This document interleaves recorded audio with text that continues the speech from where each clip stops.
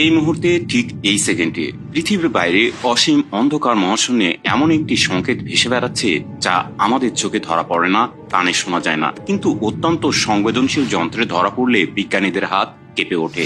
1977 সালের 15 আগস্ট যুক্তরাষ্ট্রের ওহাইও রাজ্যের অবস্থিত একটি বিশাল রেডিও টেলিস্কোপ হঠাৎ করে এমন একটি সংকেত ধরে ফেলে যা তার আগের বা পরের কোনো ডেটার সঙ্গে মেলে না।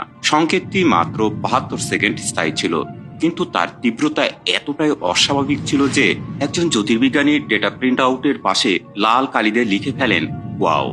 ইতিহাসে এটি পরিচিত হয় ওয়াও সিগন্যাল নামে। এই সংকেত আর কখনো ফিরে আসেনি। বিজ্ঞানীরা খুঁজেছেন উৎস কোথায়, কোনো উপগ্রহ, কোনো সামরিক ট্রান্সমিশন, কোনো প্রাকৃতিক রেডিও উৎস, সব সম্ভাবনা একে একে বাতিল হয়েছে। সংকেতটি এসেছিল এমন এক দিক থেকে যেখানে কোনো পরিচিত নক্ষত্র বা রেডিও উৎস থাকার কথা নয়, যেন কেউ একবারই কথা বলে চিরতরে নীরব হয়ে গেছে।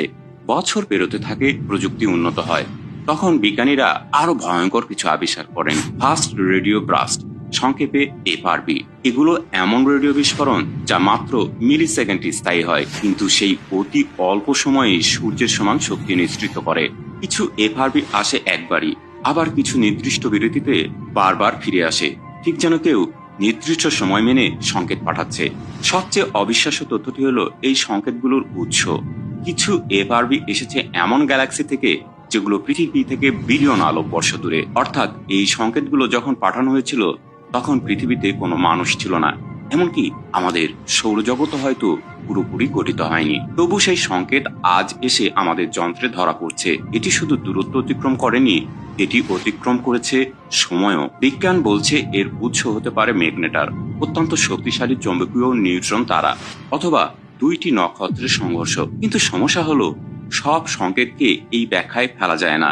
কিছু সংকেত এতটাই নিয়মিত, এতটাই নির্ভুল যে প্রশ্ন ওঠে এগুলো কি কেবল প্রকৃতির এলোমেলো বিস্ফোরণ, নাকি এর পেছনে কোনো নিয়ন্ত্রণ রয়েছে? যদি এটি কোনো বার্তা না হয় তাহলে কি?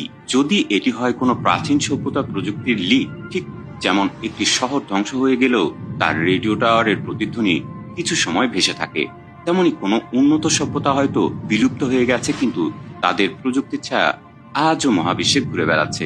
প্রশ্নটা হলো, আমরা কি এমন কিছু শুনছি যা কখনো আমাদের জন্য পাঠানোই হয়নি?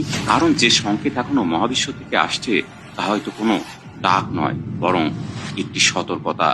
মহাবিশ্ব কখনোই নীরব ছিল না।